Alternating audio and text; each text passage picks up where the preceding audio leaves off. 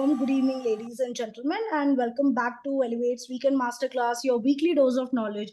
I am Priyanka, your host for the session, and we welcome you all on today's masterclass, which is on essentials of FPGA in VLSI.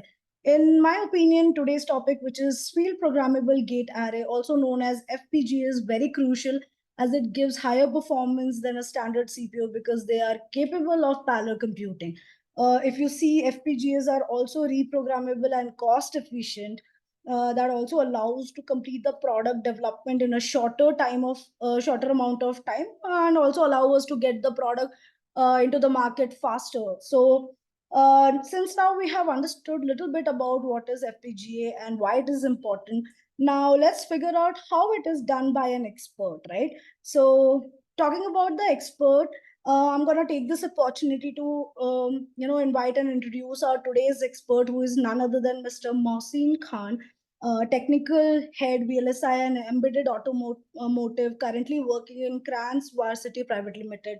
Mr. Khan, who comes with many years of experience, has also taught aspiring electronics and communication engineering students like you all in Narayana Engineering College, Nellore, Andhra Pradesh, and it is our utmost honor to have Mr. Khan here today with us. So without sparing any extra minute, let's get straight into today's masterclass. Mr. Mohsin, we welcome you to our masterclass and the session is all yours. Yeah, thank you, Priyanka. So, uh, thank you for introducing me, and I hope in today's session, the participants will take valuable suggestions and valuable inputs, as well as they get to know good information with respect to essentials of FPGA in VLSI, along with career guidance, how they can make themselves, find in the VLSI companies in future once they start their career in this particular domain. Yes. Okay, guys. I hope you are all ready for this session, today's session, and you're all eager to, get through this session and understand a few of the concepts with respect to today's outline, that is essentials of FPGA and VLSI. So before I proceed with respect to the topics, what we are going to discuss on essentials of FPGA and VLSI. So let's have some, basic understanding about VLSI, and then slowly we'll connect our today's agenda, how and where it belongs, and at what level it connects to that VLSI industry. Okay, and what is the importance of this essentials of FPGA, like knowing FPGAs if you are working in a VLSI industry. Okay, so of course, VLSI, very large scale integrated circuits, it's all about ICs, manufacturing digital circuits, digital as well as analog circuits. And definitely there is no hardware, and there is no IC with hardware, right?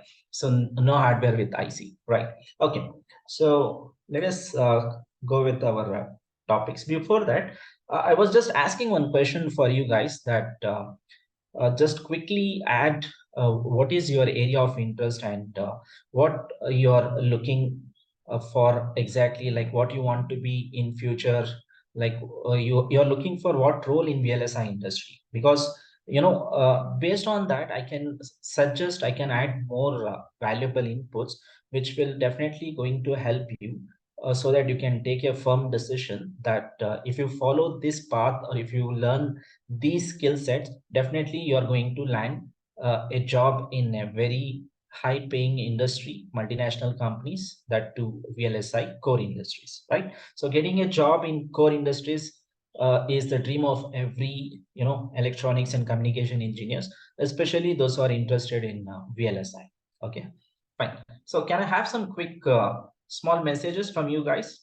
Okay, I can see, like one message I got, somebody, they are interested in embedded and VLSI. Okay, it's good. So just quick messages, I just want quick response from you guys so that I can understand. Okay, and also you can add something about yourself, right, like at present, what you are a student, graduate student, or you have already completed your engineering. Just a quick and short information I'm expecting from every one of you, so that I can connect my session for you guys, right? Okay, So I can see some responses here. So, okay, I got a message like myself, Ritik Kumar, ECE, I'm new to VLSI. Fine. Anyway, so definitely we'll provide you the information, what exactly VLSI is, and then you will get a good understanding about VLSI. Okay. Yes, definitely. VLSI is an industry where the industries pays very high salaries for the engineers who especially work in VLSI design and verification, right? Okay. Yeah, so I'm getting good responses from here. It's really good to see these responses. Yes, many of them they are showing interest that I want to work on VLSI design. Suajit Ghosh, yes, it's a good thought, and currently pursuing EC and want to pursue career in chip designing, good digital designer, design approach. Yeah, so I can see lots of inputs I'm getting, and definitely I am going to provide you some answers for your questions. Okay, because you have waited for this webinar, and definitely you are expecting some valuable, information which is going to help you for your future, right? Right. So before we start with this essentials of FPGA in VLSI, uh, let's have a small discussion. Okay, I will just show you a small notepad where we'll quickly have a small understanding here. Okay, see, if you want to work in VLSI industry, okay, so what are the different roles that are available if you want to work in VLSI industry, that is chip manufacturing industry. VLSI is a vast industry. It is having multiple roles. Actually, we divide VLSI into two divisions. You can just check here. Like we divide VLSI into front end and we divide VLSI into back end. Like VLSI is divided into two parts. Okay, what is front end? Like RTL design and verification. That means you're going to design the circuits using RTL codes, nothing but hardware description languages like Verilog, VHDL, and you're going to verify those designs which you have already written using RTL design using some verification language, that is a system Verilog, which will be an extension of Verilog, right? And also some advanced libraries which is used for verification like UVM. Okay. So anyway, see, you can make your career in the front end design. 50% of the VLSI engineers they work in front end design, and 50% of the engineers they work in back end. 50% of the job done by front end engineers and 50% of the job done by back end engineers. Okay. If you want to work in front end, what skill sets you should have? So the skill sets what you should have is you need to have very good understanding in digital electronics. First, you need to be very good in digital electronics. Okay. And then you need to be very good in Verilog programming, then system Verilog and UVM. Okay. So and UVM. Okay. So these are the skills which you need to be perfect, which you need to be good, then only the VLSI industry is going to hire you. So if you're looking for a job in VLSI, first thing is you have to master yourself in these modules, in this skill sets, okay, in this technologies. That is digital electronics, Verilog, system Verilog, and UVM. Okay. And usually, 50% of this will be already covered in your engineering, but the depth of understanding and the depth of practice and implementation might vary. So you need to master with very good hands-on experience and lots of capstone projects which will make you very much familiar with the technology and the skill sets that will enable you to crack the interviews in very high paying industries like core VLSI industries. We have lots of core VLSI industries. Definitely, we'll come across certain names of the industries. We will talk about them later. Okay. So there is another part. As I said, VLSI is divided into front end and VLSI is divided into back end. Okay. And where is FPGA comes here? Actually, we have to include FPGA in the front end. See here, I'm including FPGA here. So as I said, today's session is essentials of FPGA. and FPGA actually falls under front-end VLSI design. Why? Because once you're good in Verilog programming, then you can design the hardware in FPGA by writing programs. See, the era has changed. Like earlier, they were designing the circuits by taking the hardware logic gates, okay, using hardware implementation. Now they are implementing the hardware using software, nothing but they are writing a hardware description language programs like Verilog and VHDL. There they are describing the hardware in a software, and then they are converting into a hardware. So, and there they are easily able to implement that hardware in a programmable IC, which is called as FPGA, right? Okay, see, if you're new to VLSI, no need to worry. I will be just giving an overview here because VLSI is something, people spend at least 5 months, 6 months to master certain skill sets which are really required by the VLSI industry. Anyway, so if you are keen in VLSI industry, if you want to make career in VLSI industry, definitely you have to spend some time, you have to get some training with the experts, and you need to work on lots of projects, very good hands-on experience. Definitely after that, nobody can stop you to get a job in a very good high paying company, and that too VLSI core companies who are actually manufacturing this integrated circuits, right? Okay, so now coming to backend. So backend is completely about physical layout design and verification. In front end, maximum you will learn programming. Okay, just try to understand. Front end, 80 to 90% it is based on programming, front end design. Whereas backend, hardly you will find some 30% a scripting language or some simple programming. Whereas 70 to 80% in backend, you will find the tool related operations. Like majorly the backend VLSI design engineers, they need to be very good in the physical layout design. They need to understand how to design the circuits, draw the physical layouts for the circuits using some IDE tools, VLSI integrated development environment tools, and then using those tools, how they can do that valid verification, validation, so that finally the uh, physical layout of that design can be sent for IC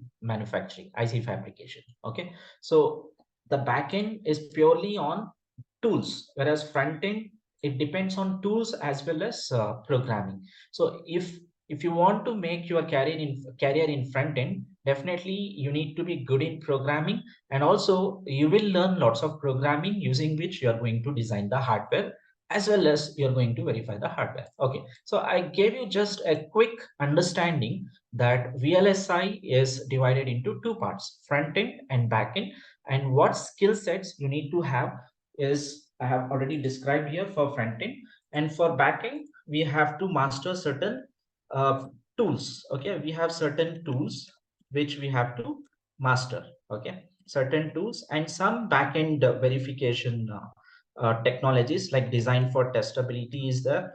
There are so many things like floor planning is there, placement is there, routing is there. So many things comes into picture like static time analysis, power optimization.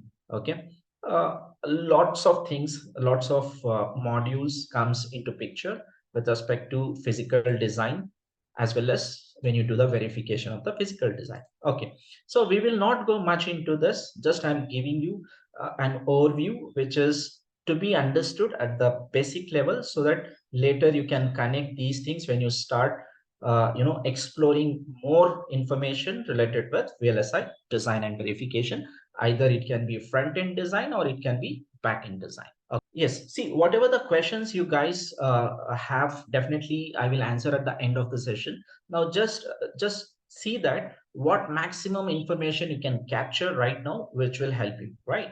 Okay, so let us connect quickly here. See, I hope all of you have some knowledge on microprocessors. I will not, go deeper into this. Just a small one-line information. We use microprocessors for general purpose computations. Yes, example, your computer system, right? Okay, and I hope many of you already have the knowledge of microcontrollers.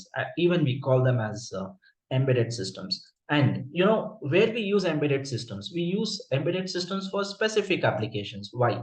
Because of limited memories and resources, because of limited memory and other resources, because everything has been put into a single IC, nothing but embedded system. Definitely microcontrollers or embedded systems, they are used for dedicated applications, nothing but specific applications. Okay, so now let us concentrate on FPGA, because our today's topic is on FPGA, field programmable gate arrays. Okay, FPGA stands for field programmable gate arrays.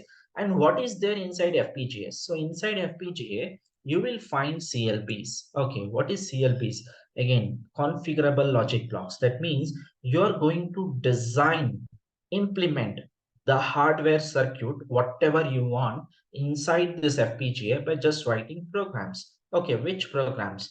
Verilog program or VHDL program. That they are called as hardware description languages. That means you are going to describe a hardware design by writing a program like HDL programs, right? Okay, so anyway, we will be focusing more on this FPGA today, because our today's class is on essentials of FPGA and VLSI, right? Okay, now let us understand what is ASIC and SoC. See, SoC, system on chip, it is similar to your microcontroller. Only differences, it will have advanced processor inside, like it is having more advanced features and more capabilities as compared with your normal microcontrollers, SoC. Okay, what is ASIC? Application specific integrated circuit. So here, when it comes to application specific integrated circuit, so what is the difference between FPGA and ASIC? FPGA is programmable. You can design the circuit what you want. You can customize the circuit. You can reprogram the FPGAs. You can design full adder, half adder, 4-bit adder. You can design encoders, decoders, multiplexers, flip-flops, registers. You can design ALU, counter, any circuit you want. You can design, implement inside FPGA through programming. Okay, we have some process, we have some steps how that circuit is implemented inside FPGA. Anyway, I will show you that.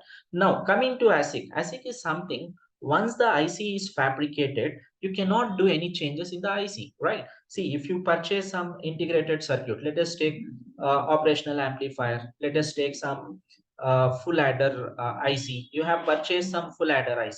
So you can use that IC only as a full adder, because you cannot modify anything, any hardware you cannot change within the IC.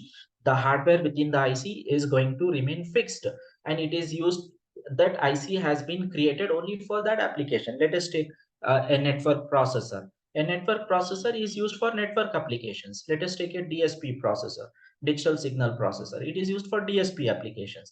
Like whatever is there already inside the IC, that you have to use, and you cannot change the hardware which is already fabricated.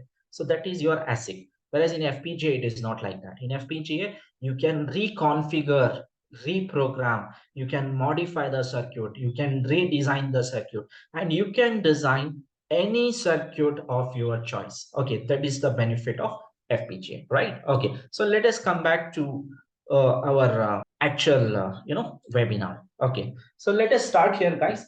So our intention is to understand the essentials of FPGA, like what will be there inside FPGA, what are FPGAs, and how they are beneficial for us with respect to other integrated circuits. Like just now we saw so many ICs, microprocessor, microcontroller, ASIC, and system on chip, and then we are now talking about FPGAs, right? Okay, so FPGAs plays a very important role in VLSI. So they have lots of applications, they have lots of advantages when compared with other existing integrated circuits or processors which are already available in market. And that is the reason that FPGA always gains potential for specific applications, as well as you can use FPGA for designing any digital circuit. Okay, so which can be customized and which can be used in any domain for control applications, sensing applications, monitoring applications, automation, smartness, intelligence. Okay, you can do all kinds of circuit design within FPGA. Okay, with the help of hardware description languages, right? Okay, so let us get back to the agenda of our today's webinar. So just look at here, guys. First, we'll have a small introduction, okay, and then we will understand a small differences. Anyway, we had a small understanding what is ASIC, FPGA, SOC, and even in market there is something called SOC FPGA that is trending one, that is less latest, okay, in market. So many engineers and so many research scholars, scientists, and lots of companies who are working on projects. They are making use of these FPGAs and advanced FPGAs like SOC FPGAs. Okay, so we are going to understand a little bit about these topics, and next we will understand FPGA architecture, like what will be there inside FPGAs, and little bit on design flow, how FPGAs are used for designing or implementing the digital hardware circuit in it, how we can program FPGAs to implement or to design a specific digital circuit. And then we will have some discussion on some advantages of FPGA. Then we will see what are the user expectations. And then finally, we will see FPGA simulation. And then we'll have a small Q&A session, right? Okay, so let us proceed here one by one. Yes. So what is ASIC? What is FPGA? What is SOC? What is SOC FPGA? See, guys, if you just look at these images, definitely you can differentiate like these ICs. They are meant for different purpose. That means they are all not same. Okay. If you look at the first IC here, the first picture here, this is actually an Intel,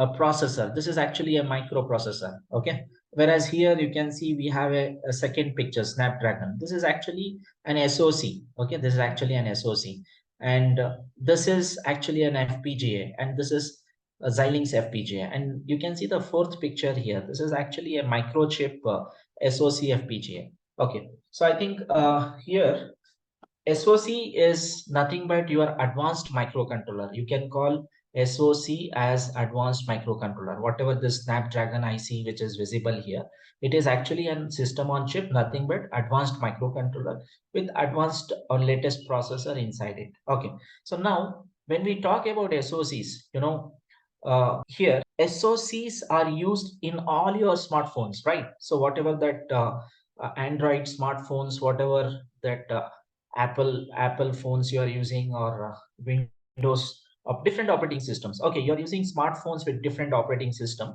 and all the smartphones, what they contain, which IC will be present inside that smartphones. So actually they contain SoCs. Okay, SoC IC will be there in your mobile, inside the mobile, right? Okay, now what about this microprocessor? Where you will find this Intel microprocessor? That you will find inside your laptop, right? Inside your computer. Okay, where you will find this FPGAs?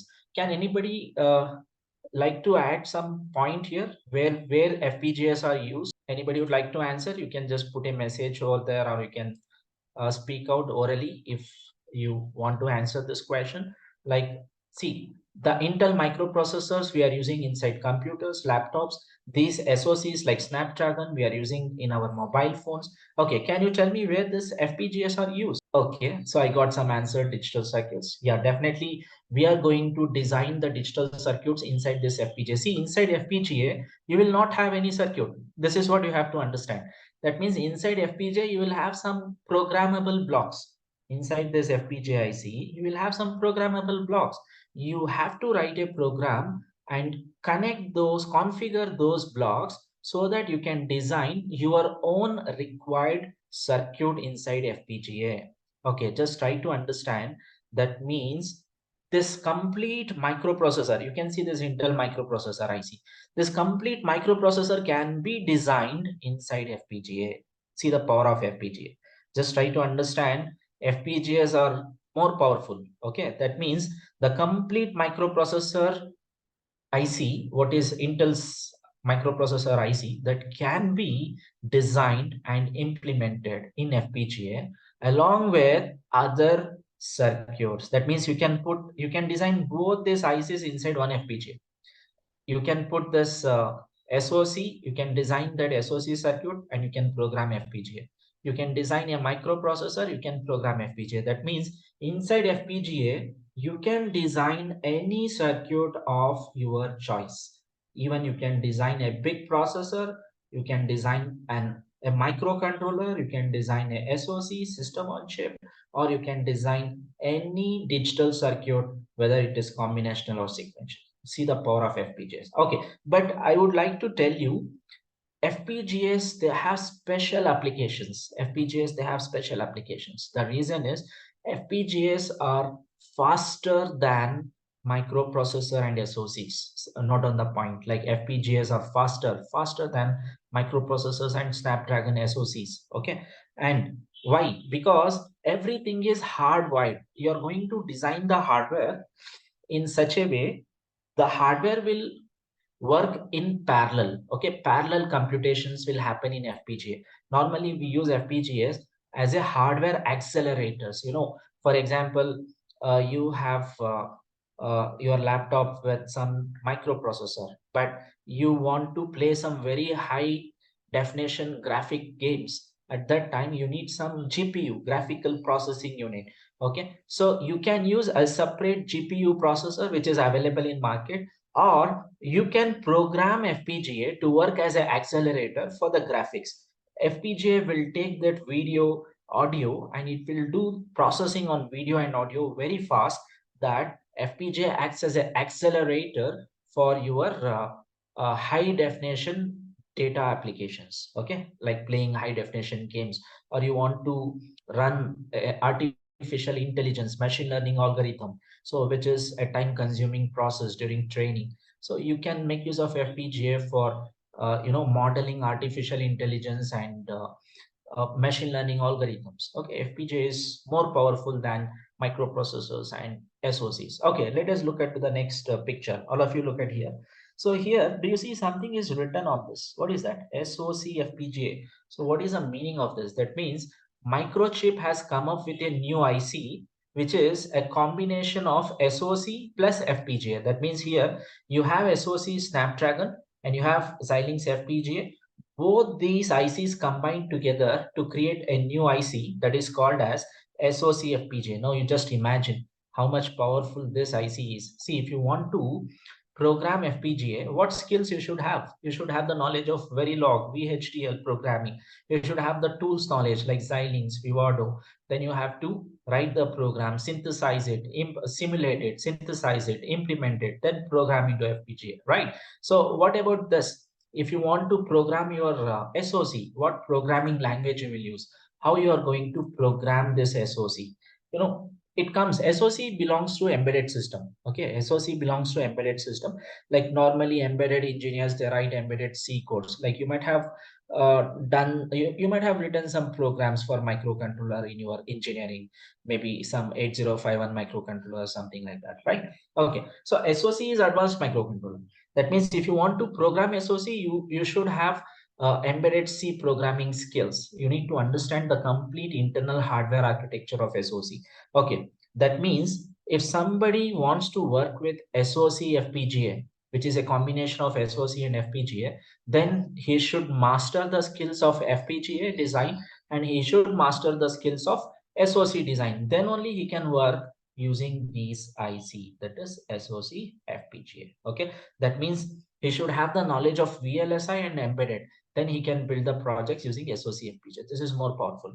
Industry wants the candidates, industry wants the engineers who know how to completely design the circuits using FPGA, who know how to program SoCs so that they can implement their applications, they can build their applications or projects. Okay, so a person with all these skills, industry is always ready to take, and they are ready to pay very high salaries and packages only if you are very good in the skills which are required and mandatory by the industry. Industry always gives a growth and hike for a skilled person. So always try to improve your skills or try to gain the skills from other sources. It can be self-learning, it can be a training somewhere else, or it can be knowledge sharing. Okay, fine.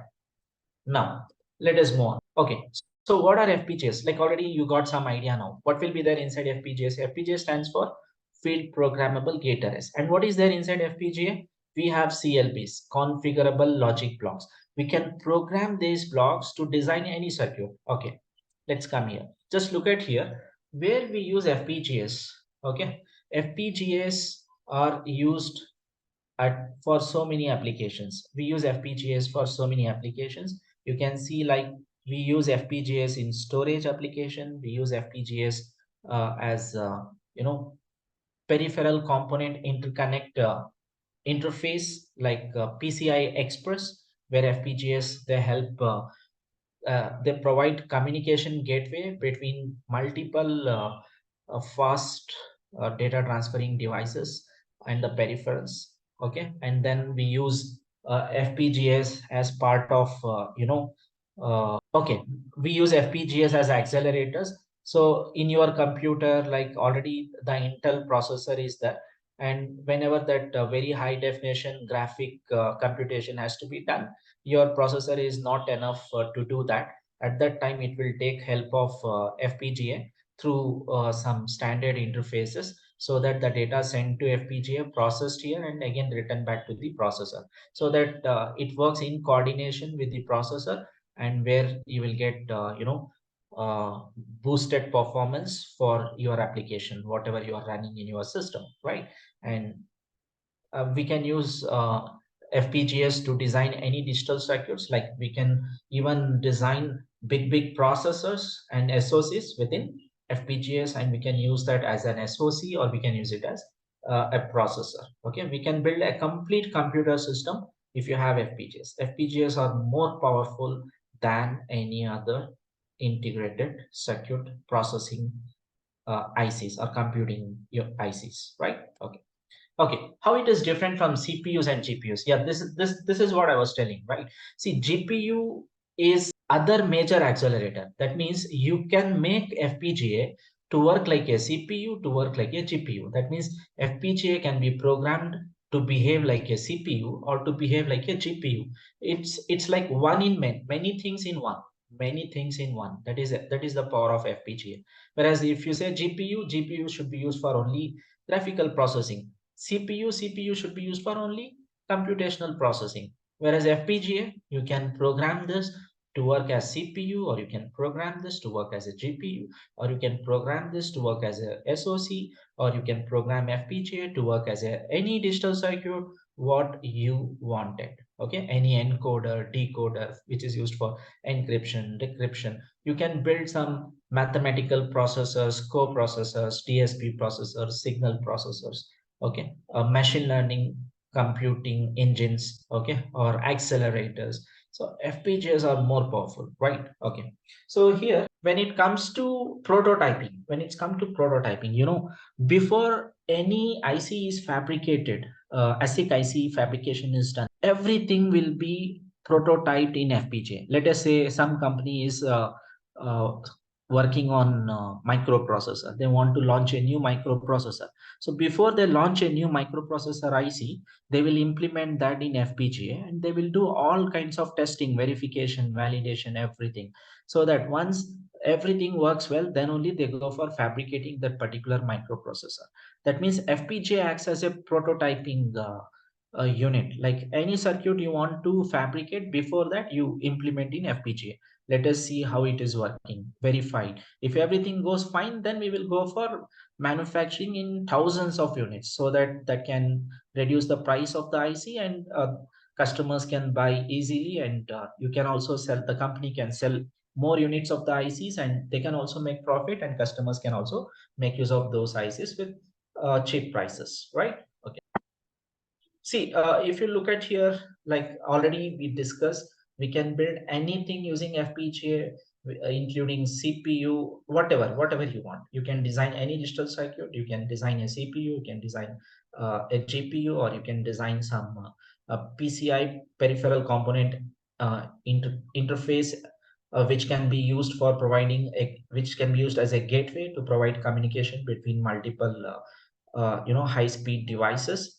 So we can use FPGA as a network processor. We can configure and implement network processor in FPGA. Okay, so it's huge, no limitations.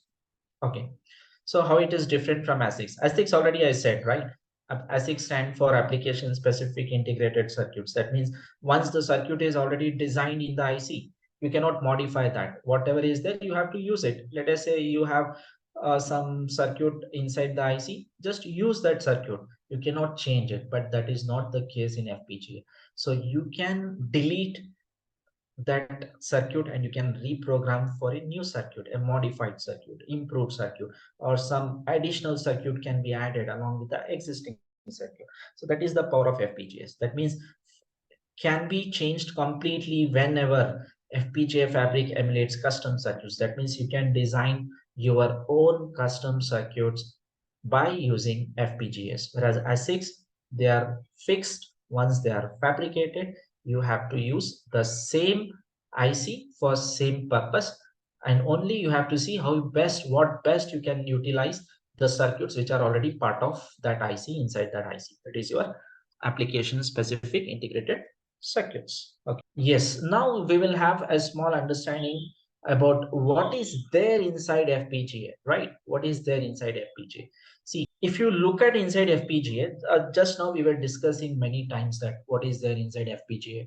So actually inside FPGA, what we have CLBs, configurable logic blocks. Okay, you can see here. So many small boxes are there. You can see here, there's small boxes. What are these boxes? These boxes are actually CLBs.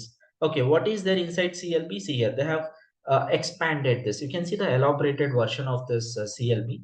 Actually, what we have a lookup table, we have a flip-flop, we have a latch, and we have a mux, 2:1 mux. Actually, we have these circuits as part of CLB, and we can configure this CLBs, like putting some data in the lookup table. We can make this CLB to behave differently. We can bring different behavior in this CLB, so that bringing different behaviors that builds different circuits. That means you're designing different circuits. You can make the CLB to work like a AND gate, OR gate, NOT gate, any logic gate you can implement here by programming the CLB. See, if you can implement the logic gates, of course, using logic gates, you can build the higher circuits, the next level of circuit subsystems, and bigger than subsystems, and finally the entire integrated system, right? Okay, they have just shown one simple example. Okay, so the truth table of AND gate, if you just store in this lookup table, then the CLB is said to be programmed, and it is going to behave as a simple AND gate. That means you have programmed CLB to work like a AND gate. You have programmed CLB to work like a OR gate. So if you can design AND gate, OR gate, other gates, then you can design bigger circuits. Then finally, you can design any digital circuit inside this FPGA by configuring nothing but by programming the CLBs, that is configurable logic blocks. Okay, so now not only that CLBs, the FPGA architecture, it contains so many other built-in blocks which can be utilized along with CLBs that will further boost, enhance the performance of the circuits what we are going to implement. Let us say you want to implement some DSP operation. So you can program the CLBs to build that operation, or else already they are giving some embedded DSP blocks like DSP processors. So whenever there is some DSP operation, so FPGA will make use of this ready-made DSP blocks, which will take less time to do DSP operations, and then it will give that outputs to the CLBs, where further the data can be processed by the CLBs.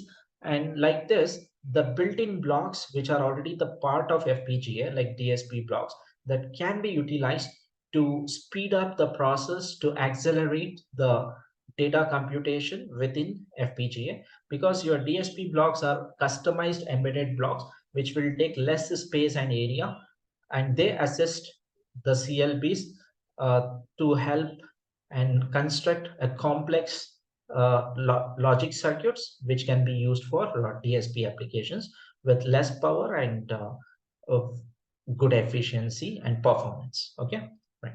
So normally what operations will be there in DSP? You might have studied DSP subject there. you'll be applying FFT and DFT, IDFT. There you will be using some summation formula. So normally that multiplications and additions will be there when you expand that summation formula. So doing that multiplications and additions on complex numbers is nothing but performing digital signal processing. Okay. Now, not only the DSP blocks, you can also see some embedded RAM blocks will also be part of FPGA, which can be utilized to store data in our FPGA like memories. That means we can build memories in FPGA by configuring CLBs, or else we can utilize the built-in memories which are already part of FPGA architecture. Okay, so memory is important. Okay, so that's what they are telling. Like other than this built-in blocks like DSP blocks, RAM block, you can see some more blocks they have shown: ARM processor, PCI Express, Ethernet block. That means along with CLBs, slowly what they are doing, they are adding so many other embedded circuits which are permanent part of this FPGA, so that all together can work and give the results faster in less time and accurate. So efficiency, accuracy, and performance, okay, and reliability. So all this improves when they bring all these things within the same IC along with that CLBs. The CLBs are configurable logic blocks which can be configured to implement any digital circuits, right? Okay. Yeah, here we come. Okay, let us say now you might ask, okay, what is that steps I have to follow if I want to program FPGA? Okay, FPGA compilation tool chain. Okay, let us look at here. See, first thing, if you want to become an FPGA engineer, okay, so what skill you have to acquire? You need to be very good in digital electronics subject. And then you have to learn hardware description languages, programming language like Verilog, VHDL, etc. Okay, you can see here what is the first step here in this block? High level HDL code. First, you have to write a Verilog code. Let us say you want to design some circuit, describe the behavior of that circuit using RTL coding, nothing but Verilog coding or HDL code. Then you should use the compiler, language compiler. Okay, let us say here they are going for high level synthesis. Let us say somebody say, can't I design the digital circuit by writing C and C++ code, because I know C, C++, I don't know Verilog and VHDL. So is there any option? Yes, of course, there is an option. Either you write the code in Verilog or VHDL directly, or you write the code in high level a language like C and C++, but you have to convert that code into equivalent Verilog and VHDL. Then this Verilog or VHDL code, which describes the behavior of the circuit, can be further synthesized. Like you need to synthesize this code. Synthesizing is nothing but converting the program into hard equivalent netlist, nothing but converting the program into circuit, okay, hardware, converting the program into hardware, nothing but the netlist, equivalent netlist. So when you will get the netlist, when your code gets converted into hardware, so if you synthesize it, that means what you have to do, you have to synthesize the code what you have written. After synthesis you will get your schematic, okay, you will get the schematic, the netlist of the schematic after synthesizing this code, and that schematic is used for implementing in the FPGA. Okay, so once you get the netlist, okay, this netlist provides you the details of inputs and outputs of the circuit along with that combinational logic, okay, or the sequential logic, so that this netlist helps in the next step to implement this circuit in the FPGA. To implement this in FPGA, first we need to follow certain steps. What are the steps? Like implementation. If you want to implement the netlist, the schematic in FPGA, first you have to map the netlist, place the netlist, and route the netlist. Like you have to do mapping, placement, and routing along with the constraint file. You need to provide constraint file during implementation, like it will be mapped to which CLBs, it will be placed in which CLBs, and how it will be routed, and what constraint files, like what pins of FPGA will be used for inputs and outputs. Okay, once implementation is done, then a bit file will be generated, and this bit file will be used to program your FPGA, and then FPGA will be ready with the circuit, whatever you have designed.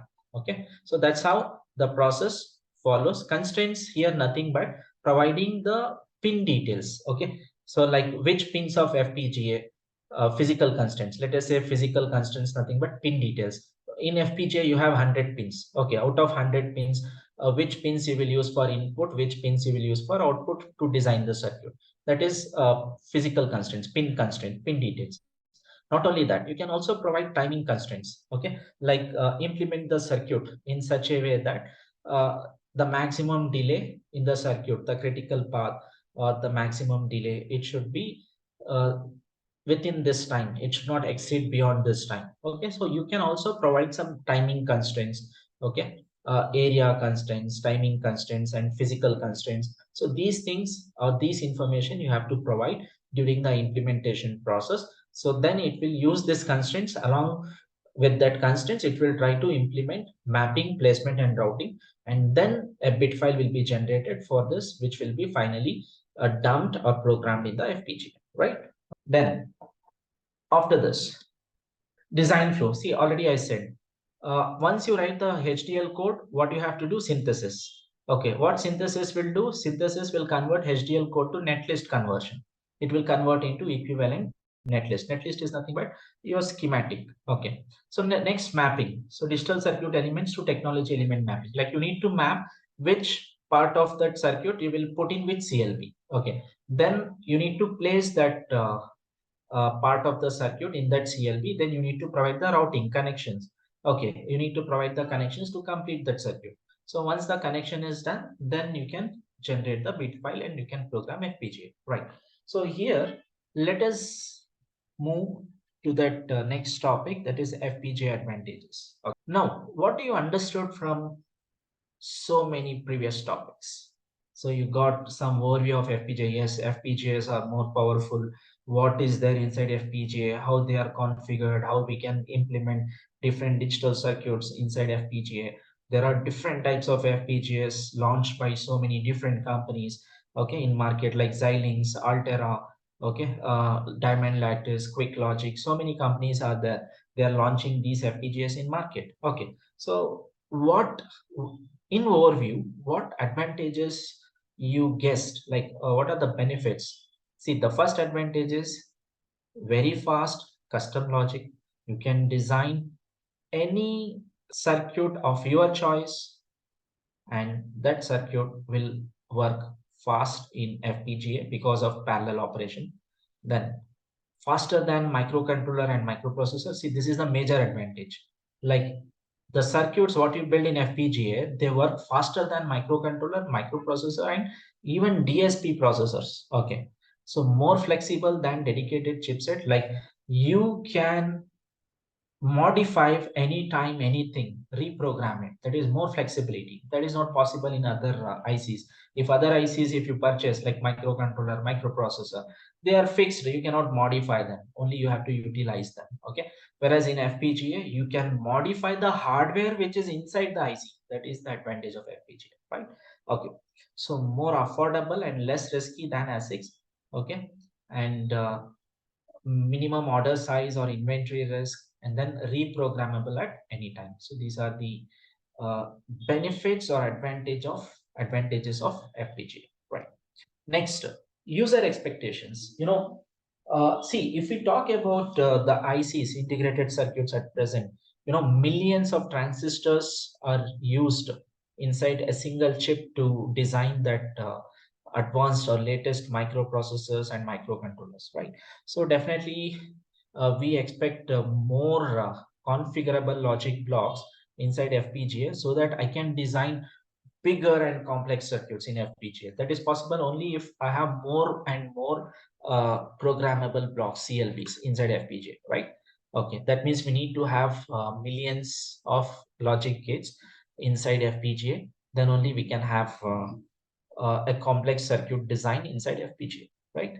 So, and we expect on-chip fast RAM, because if the RAM is built in, that will help us for easy and fast access of read write operations, data access.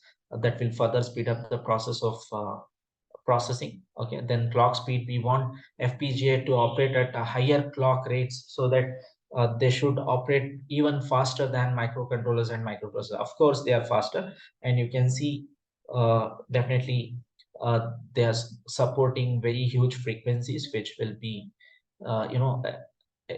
expectation from users, okay, who are building applications and projects using FPGAs. Okay, see, you can build your projects either using microcontroller or using SoC or FPGA or SoC FPGA. It's all about your choice, like what IC you will use depends on the requirements and customization and the application. Okay, so we want versatile IO, like we need more versatile IO, so that we can have variety of standards in our inputs and outputs. And then design efforts and time should be less. These are the user expectations. And power consumption, of course, at the end we want the power consumption to be very less after designing the circuits. Yes, so now we are almost at the end of this session. Okay, so before I come back, before we go for this questions, just a small information I would like to add here. So let's have a small information along with that. Yes, previously already we discussed like what are the steps which are followed to program FPGA. Okay, see here how to program FPGA. First, write Verilog VHDL program, do simulation for functional verification, synthesis of HDL code that will give you gate level netlist. So you can use this gate level netlist and pass on to the backend engineers. So the backend engineers can take the gate level netlist and they can start drawing that physical layout design for the circuit, and they will do lots of backend processes, and finally they will send the design for industry for fabrication. Okay, or else after synthesis of the code, what you are getting, gate level netlist. You can use this gate level netlist for implementation, whereas in implementation three steps will happen. What is that? Mapping, placement and routing.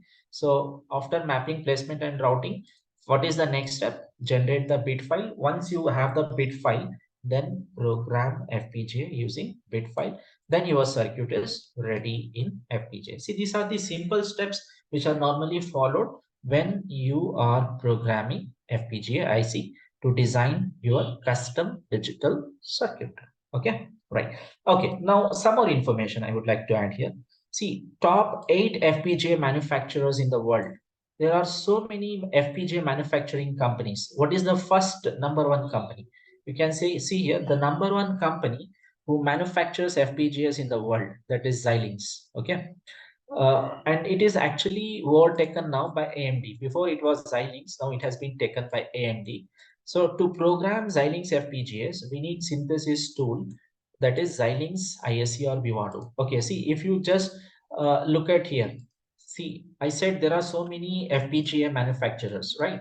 So Xilinx FPGAs. If you search for Xilinx FPGAs, so you will get, see here, they will write on the IC, either they will write AMD. You can see here they have written AMD, or they will write Xilinx. Okay, they will write Xilinx. See here, Xilinx Vertex FPGA. There are so many families of FPGAs that is introduced by Xilinx. Zinc SoC, Kintex, Artix, Vertex, Spartan. So many FPGAs that are introduced by Xilinx. Okay, so Xilinx FPGA.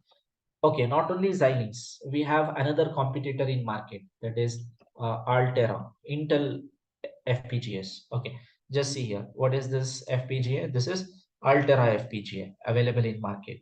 So this is, see here, they have written Altera FPGA. That means Xilinx FPGA belongs to Xilinx company. Altera FPGA belongs to Altera company. But both are FPGAs. Both can be used for designing digital circuits. But the tool what you use here for Altera is different, whereas the software tool what you use for Xilinx FPGA is different. That's what I was showing here. See here, Xilinx. To program Xilinx FPGA, we need synthesis tool. Which tool? Xilinx ISE or Vivado. Okay, these are the different families of Xilinx FPGAs. Second major company in FPGA is Altera Corporation, which is taken by Intel. So to program Altera FPGAs, we need synthesis tool. What is the synthesis tool? Quartus Prime. Again, a different tool is required to program Altera FPGAs. You cannot use the same Xilinx tool. Okay. Whereas we have another major company, Lattice Semiconductor. Again, to program lattice FPGAs, we need a synthesis tool, a separate tool called as diamond lattice. Like this, there are so many other companies in market who manufacture and sell their own FPGAs, and they are all competitors to one another. But 50%, more than 50% of the market is occupied by Xilinx FPGAs. They are famous FPGAs. If you learn Xilinx FPGAs, then you can enter into any VLSI industry as a FPGA engineer. Okay, as an FPGA engineer. Right. So coming to simulation tools, synthesis tools for designing circuits, simulation tools for verification of your design. So to verify your design, there are so many licensed simulators, softwares like Model Sim, Questa Sim. This software by which company? Mentor Graphics company. We have famous companies, Synopsys. They have their own simulation software like Synopsys VCS, which is majorly used in industry, and it is from Synopsys company. And we have Cadence Xcelium. It is a simulator, premium license simulator from Cadence company. Aldec Rivera from Aldec company, and iSim or Vivado simulator, which is a built-in simulator in Xilinx Vivado. And we also have some free simulators like GHDL and Icarus Verilog, which can be used for VHDL simulation and Verilog. What is the difference here, like license simulator and free simulators? License means these softwares are not free. You need to pay if you want to use these softwares, and they are very costly. Like for one user, they charge some 2 lakhs, 1.5 lakh, that much. Okay, so they are all costly softwares which are sold by various you know tool development companies for VLSI design, testing, and fabrication. Okay, fine. So that is something about tools. And okay, I said like we have the third major company, that is Lattice Semiconductor. And what is that? Lattice Semiconductor. Again, if you just look at for Lattice FPGA, so you will find FPGAs from Lattice here. What is this FPGA? This FPGA is from Lattice company. Okay, there are FPGAs from different companies, and you need to at least learn one FPGA that is from Xilinx, where rest you can easily. Yeah. So you know what? There are lots of blogs are there, lots of YouTube channels are there to gain information, and lots of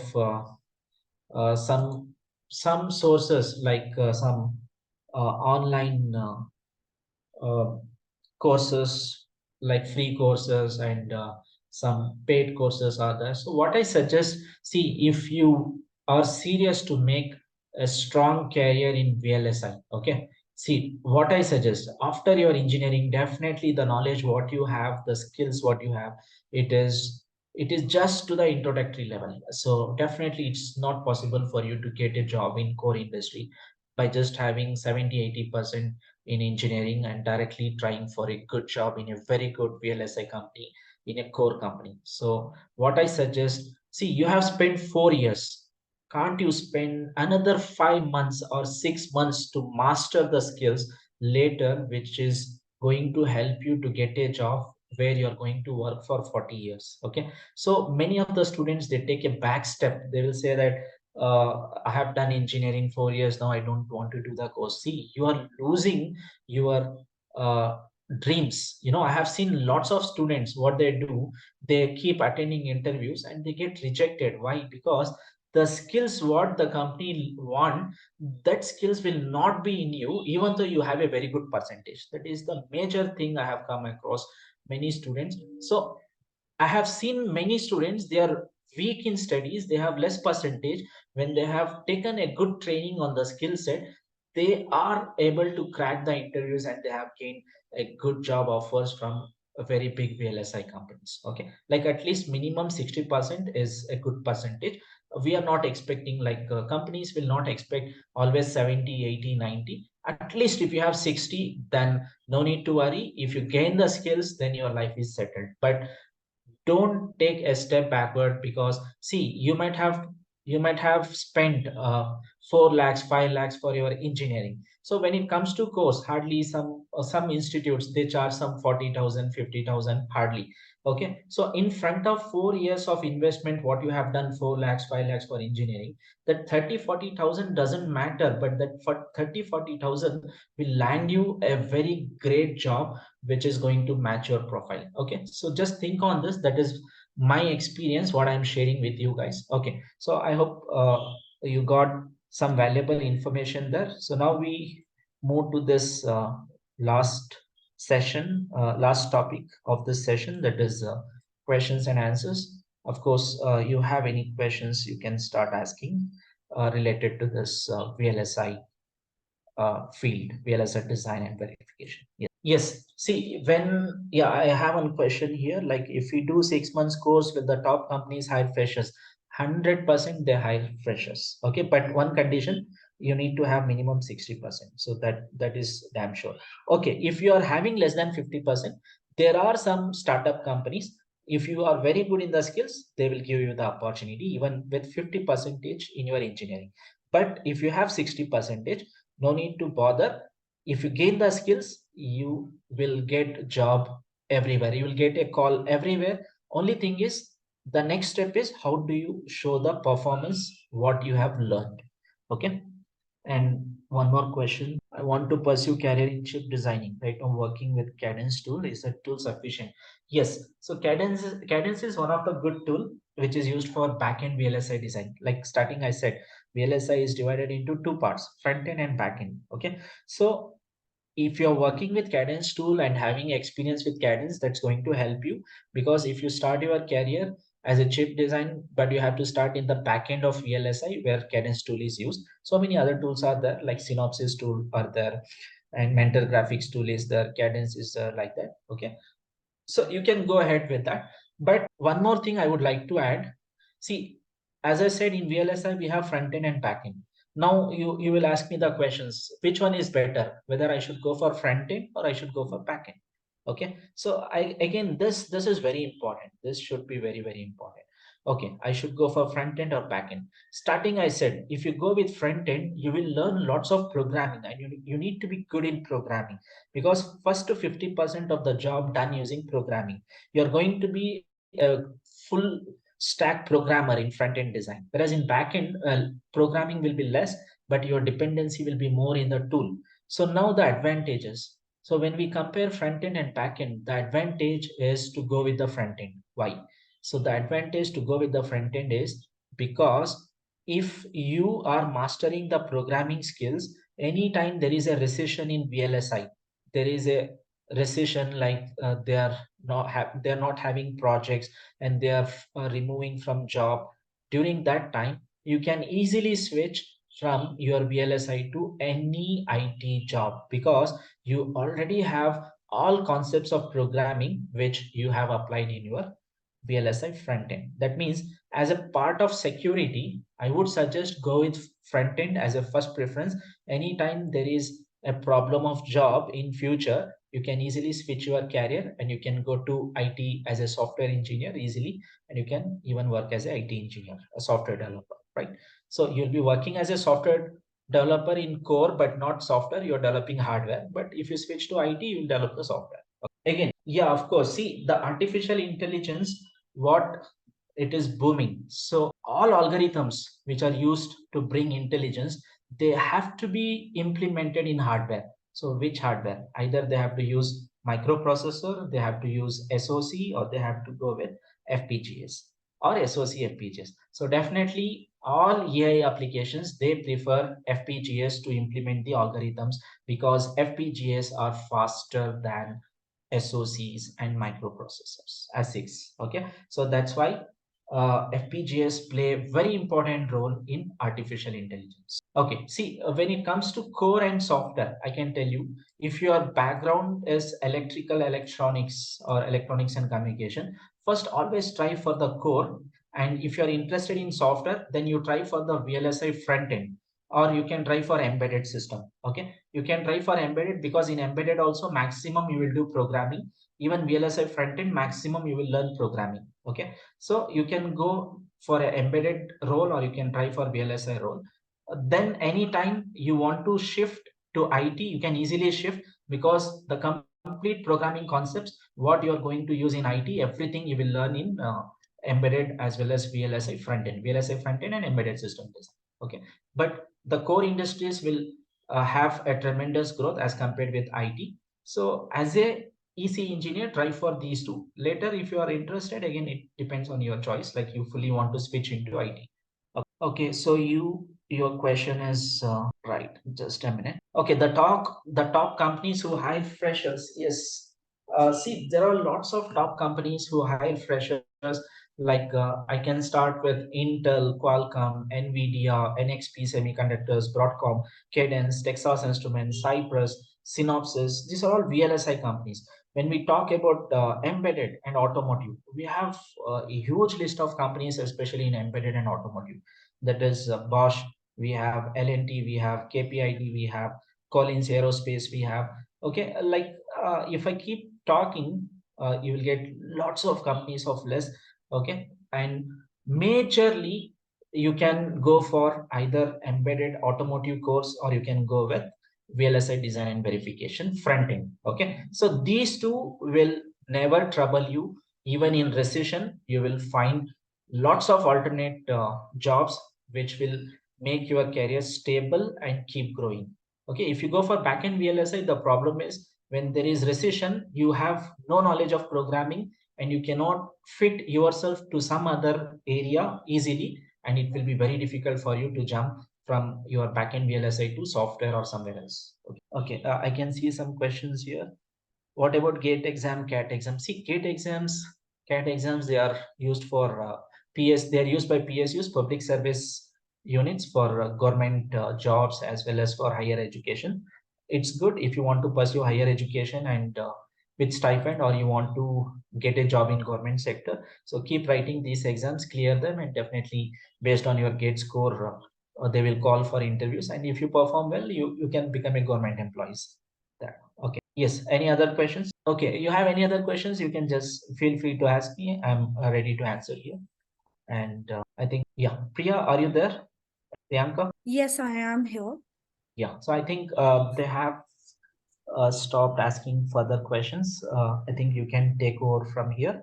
Sure, sure, sure. First of all, thank you so much for this enlightening session on VLSI, because it was one of the most demanded, session from the students for ECE and EEE branch. So thank you so much, first of all, for coming here and guiding the students in this field. I'm sure this would have made some difference, and I can see on the chat also. And to be personally, when I was listening to the session, it was really enlightening and enriched with knowledge. So thank you so much once again Thank you. for being here. And for the students, yes, even students are saying it was really helpful.